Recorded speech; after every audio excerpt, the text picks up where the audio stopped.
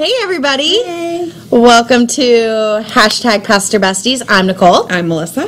And today we are talking about what happens when you get stuck in ministry, in life, in your faith. What happens? You get stuck. Oh, it's the worst. Stucky. Today on hashtag Pastor Besties.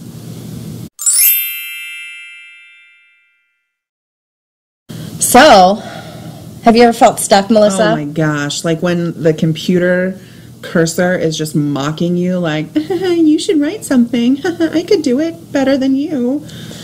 And you just want to throw it out the window. I hate that feeling. Oh my gosh, it's awful. I mean, you can get stuck in a lot of places. Like, it's not just writer's block or, right. I mean, you can get stuck in pastoral care, or you can get stuck in, like, how we do things, or... We've always done it that way. Yeah, we've never done it this way before. offering new program, being creative in what we offer. Right. So, I mean, you can get stuck in a lot of ways. Right. So what do you do? Well... first I sort of like lament that I'm stuck. Things. I hate feeling stuck. It's gross. I know. I throw things at inanimate objects, not at people. Okay, well that's good. I just want to clarify. I'm glad you clarified. I'm not a violent person to people. To people. I guess for me it's a lot about leveraging community. That's how I get unstuck. I don't know. It's how do you breathe new life into yourself?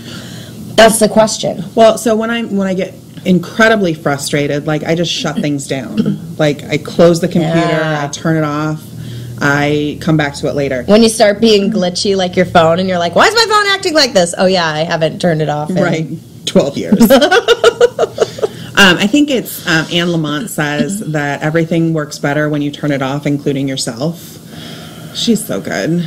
And it's true, like when you shut down or you walk away, like then it's like, oh yeah, that thing that I was focusing on worked itself out, or I heard something new, or Right. Well, I mean, we've talked about this many times. We are made to be Sabbath people. Right. We're supposed to shut down. We're not meant to go. And in ministry, sometimes there is only the go. So if you don't force yourself a hard reset every once in a while. Yeah. Vacation, Sabbathing. Right. Well, and I think that you're right about leveraging the community, too. I mean, of asking people for help. Because sometimes it's hard. Like, I don't always like to ask people for help. Like, No. Say it's not so. Oh, come on. Like, you don't either. I know. Well, we fancy ourselves Wonder Women. Yeah. Dun, dun, dun, dun. I mean, we really do. We want to do it on our own. Right. And not just women. I mean, I think just people in general. Yes. Yeah. But we can't. Right. We can't do it all by ourselves, no matter how hard we try.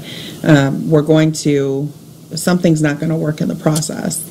Yeah. So I think that it is leveraging the community of asking for help, whether that's like if you're stuck sermonizing and you ask some colleagues like, help me with this passage, or what are you preaching on, or asking the congregation like, what do you want to hear about a sermon, or what can you do to help? I worked with a pastor who would routinely tell me stories or ask my opinions on things, and then like 2 weeks later I'd come around in a sermon and like it finally clicked, like, oh, he's testing out material on me, or he's like asking my thoughts on this, and I thought that was so brilliant. See how it plays, you know what I mean? And get feedback in like a safe space. That's so smart. One of the reasons I feel like I haven't been stuck in a while is because I serve in a large church and we have a big staff team, and so I'm constantly bouncing ideas off of people, other pastors, the other staff, and that is hugely helpful. But I feel like if you're in a solo pastor and you have not a lot of staff, that's a hard thing to do. Yeah, and I tend to wait until I have to ask for help before I ask for help, and that's not helpful. How many count the helps in that sentence? A couple of weeks ago, it's been about 2.5 weeks now, I fell and I fractured my elbow. I don't know how. It doesn't matter. It doesn't matter. But that first Sunday, we were doing communion, and I couldn't break the bread. Like, I couldn't do it. I couldn't give pieces of bread to people, and so I had to ask for help because I couldn't do it, and we needed to still have communion. And one of our students helped me out. And so it was great, and it was a good reminder of being like, you should ask for help every once in a while. Right. Even if you don't need it. Yeah. Because you do need it. Right. Even if you don't think you do. Right. I would love for you to talk a little bit. I know you're getting ready for a spiritual renewal leave, which is fantastic. And just maybe talk a little bit about, like, what brought you to that place, because, you've been feeling a little stuck. I have been, my staff parish has been concerned for me about burnout for quite a while. That's a good staff parish there. Boom. Amazing. They're fantastic. And I haven't been, because I know what burnout feels like from a toxic or a negative standpoint. And that's not where I'm at. I haven't known. You love your community. Everything. You're doing amazing ministry. Everything is good. I am not doing very much that I'm like, I have to do this. I enjoy the things that I'm doing. So I haven't known what burnout feels like from just doing too much. And I think that I hit a wall earlier this year that I was like, oh, this is what it feels like. And then trying to figure out, then how do I get myself out of it, and what do I do?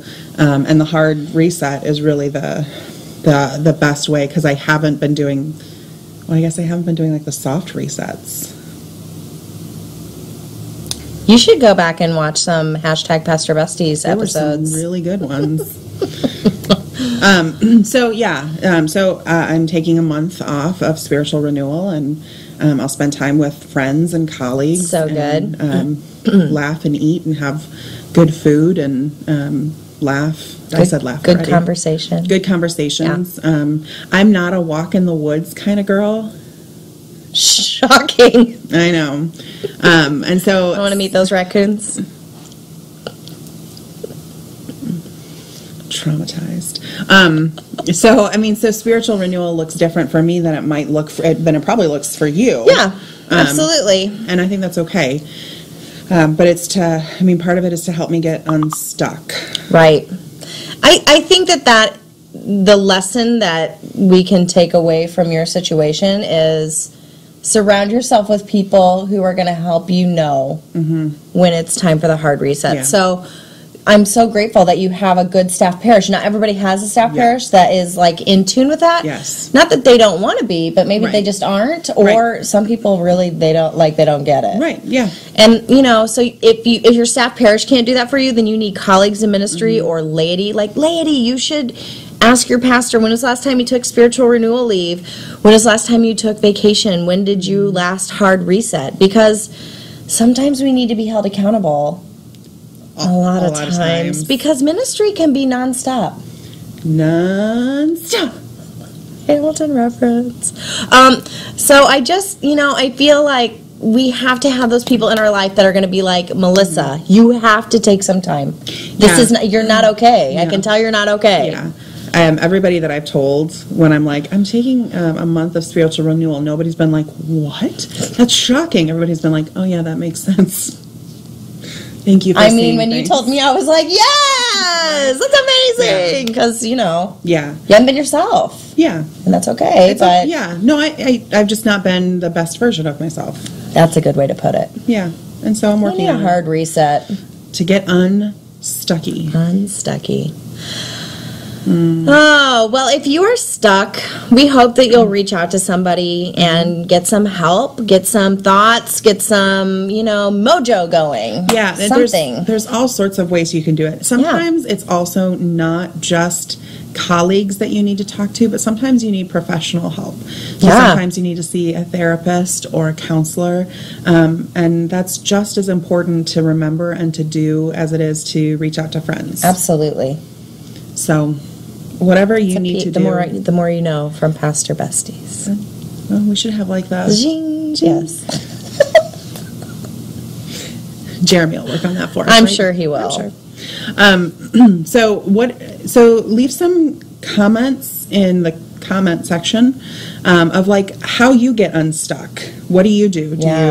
Do you reset? Do you throw things? Do you talk to somebody? Do you have a particular practice that you do? So leave that in the comments because, I mean, it might help somebody else. It might help us. Yeah, yes. I mean, good point. We want to hear from you. Yeah. And I think it's something, let's just all work on it together. That's right. You know, we're all in this together, right? We're all in this together. We don't have the rights to that song every time we sing it. I know. It's true. All right. So, may you find places of rest and respite when you get stuck, that you can get unstuck. And may you surround yourself with people who love you and support you and hold you accountable and give you what you need. See you next time. Bye.